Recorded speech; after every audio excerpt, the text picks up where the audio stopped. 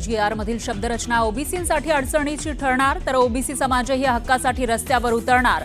OBC नेते छगन भुजबळांचा इशारा. सरकारनं काढलेल्या GR विरोधात विविध ओबीसी संघटनांची मुंबईत बैठकीला काँग्रेसचे विजय वडेट्टीवार उपस्थित. प्रकाश शेंडेंसह इतर नेते मात्र गैरहजर. 17 सप्टेंबर आधी कुणबी प्रमाणपत्र वाटपाची प्रक्रिया सुरू करा, अन्यथा दसरा मेळाव्यात सरकार विरोधी भूमिका जाहीर करावी लागेल. जरांगे पाटलांनी पुन्हा दिला अल्टिमेटम.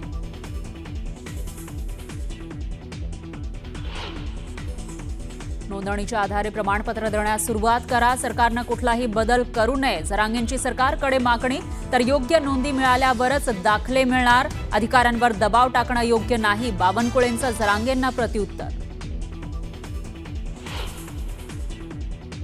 आरक्षण दिलं नाही तर नेत्यांना महाराष्ट्रामध्ये फिरू देणार नाही. जितका अपमान करतील तितक्या ताकदीनं लढणार. मनोज जरांगेंचा श्री क्षेत्र नारायणगडावरून इशारा.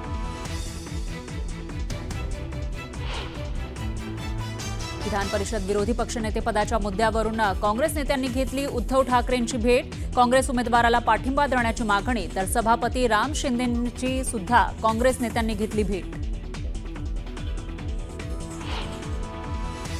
उद्या होणाऱ्या उपराष्ट्रपती पदाच्या निवडणुकीसाठी शिवसेना खासदार श्रीकांत शिंदे यांच्यावर महत्त्वाची जबाबदारी. एनडीएचे उमेदवार प्रतिनिधी म्हणून श्रीकांत शिंदेंची निवड.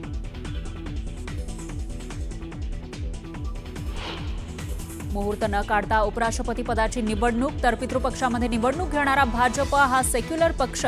उपराष्ट्रपती पदाच्या निवडणुकीवरून संजय राऊतांची टोलेबाजी.